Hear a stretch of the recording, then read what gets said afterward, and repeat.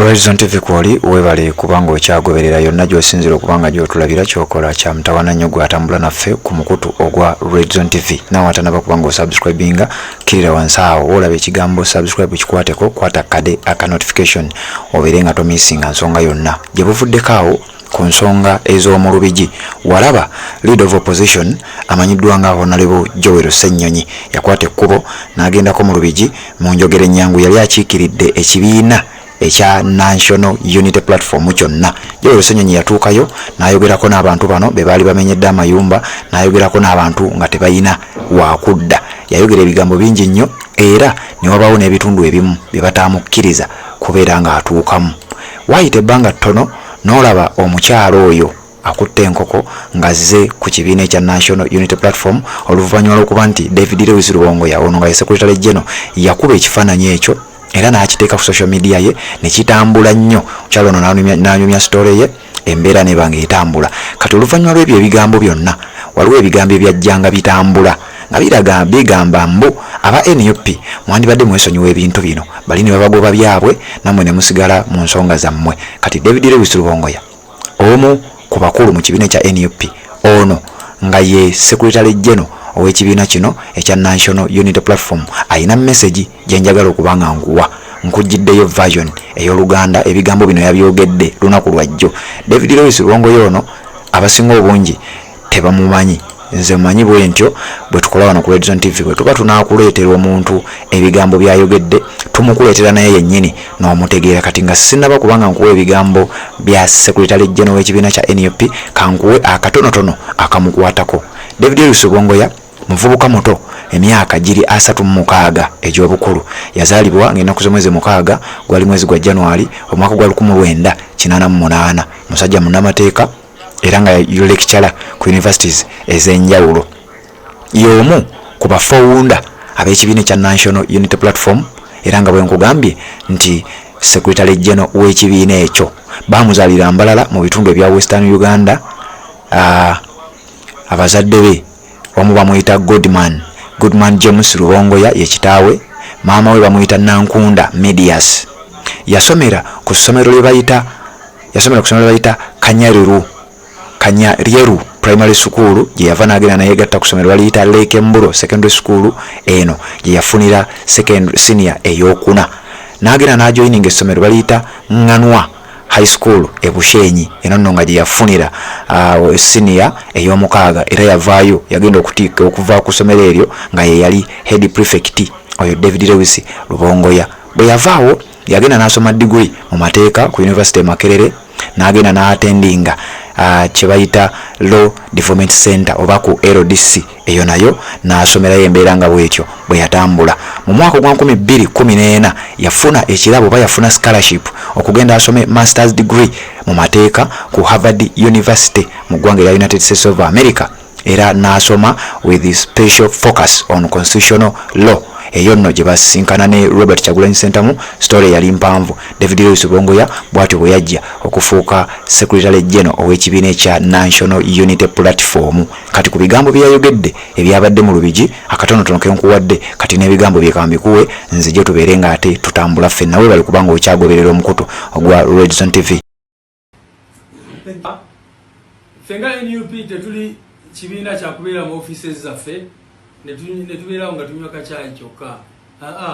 Ffe tuli maanyi g'abantu. Abantu baffe tusuubirwa okubogerera okwogera ku bibaluma n'okubeerayo mu field ku ground ne tulaba kubanga ffe tuli ddoboozi lya muntu wa bulijjo. Tebasobola kugamba nti NUP erina okusigalayo ku kitebe kyayo nebeera nga tesobola kujja kuwuliriza abantu ebizibu byabwe n'okubayambako. N'olwekyo juzi leader of opposition bwe yagenda ne ttiimu y'ababaka baffe ne batuukayo poliisi ne bakuba omuko ogubalagala n'ebirala baali bakyamu. Ensonga y'okubiri ffe nga NUP twayimirira nnyo ne manifesto yaffe era tukyayimiridde nnyo ku nsonga y'okukuuma obutonde bw'ensi. Teri kibiina ndowooza mu Uganda kiyimiridde ku nsonga eyo nga NUP. Naye ffe bye tugaana oba bye tutakanya nabyo mu mulembe guno gwa Museveni kwe kuba nti bakozesa ebitongole bya gavumenti ebiseera ebisinga okubba ettaka ly'abannansi ne bagamba kati twagala kuteekawo kulistowalinga wetland oba twagala kuzizaako entobazi naye mu bbanga eritali lyawala nosanga ate webagobya abantu ba bulijjo omugagga ze n'ateekawo factory nooza mubadde mubiraba. Bannayuganda bakimanyi bulungi nnyo bwe bagobawo essomero lya Shimoni wali ne bagamba kakati tugenda kuleeta hoteri ey'omulembe tugiteeke wano ekole ebiki n'ebiki. Of course bannayuganda baavayo ne bagaana ensonga eyo naye emyaka gyetoloola oli najja n'ateekawo mall n'ateekawo supermarket n'ateekako ki era bw'ogenda okunoonyereza ogenda kusanga bannanyini bino ebintu bali connected ne system oba ne regime ya Mwami Museveni. Kakati ebyo bannayuganda bye bibaluma nti bw'oba ogambye twagala kuzaawo entobazi tandikiraawo abagagga gye basenda buli lunaku gy'omulabye video nga basenda kazi ku lubalama lw'ennyanja wennyini nga bagezaako nga simanyi kiki bagala kuteekako naye balinga bagala kuzimbawo hoteri era nemandooza mu buswavu yavuddeyo negamba babadde tebalina approval naye bwe bagamba tebalina approval batandise batya basobola batya okusendaawo wonna nga boolabye ne bajjawo ettaka wonna nema neryoka ekitegeera nti wano waliwo olutobazi. So bannayuganda kyebaagala bwenkanya nti bwoba ogambye ntwagala okusenda abantu abali mu ntobazi tandikiraawo kwaba abagagga gavumenti ya Mwami Museveni be protectinga kubanga gamataka amalala golaba nga baze ne batwala entobazi ogenda kusanga abasirikale ba UPDF nga bwe bali bakuuma. Kakati ebyo byonna bannayuganda bye bibaluma fenga NUP tulina obuvunaanyizibwa okuvaayo ne tubyogerako. Ensonga ey'okubiri era y'ensonga emu awo ku Lubigi abantu badde beebuuza lwaki gana amafuta g'omugagga aga Starbex go wegali so nga abantu ba bulijjo mubatwalaganya era bannema olabye nga leero boogera kino olunaku olala ne boogera ekirala nga bagamba nti bano twabawa approval nti era ettaka bali mu kulikozesa mu ngeri ekuuma butonde bw'ensi naye bw'otuukawo naawe ogenda kulaba concrete bazimbawo dda era ebyo ebintu ebiri awo ndooza byonoona butonde bw'ensi okusinga ababaavu be bamenye ne bajjawaawo mu lutobaza kye bayita olutobazi.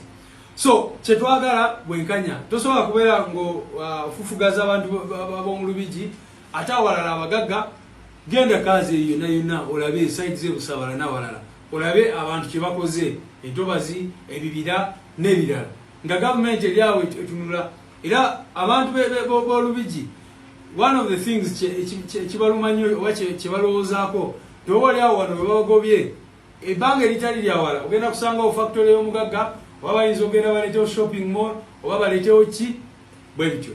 Ensonga ey'okubiri engeri nema gyekola ebintu byayo nti waliwo kyetuyita human face oba nti bw'oba ogezaako okukola operation olina okulowooza ku bantu ba bulijjo.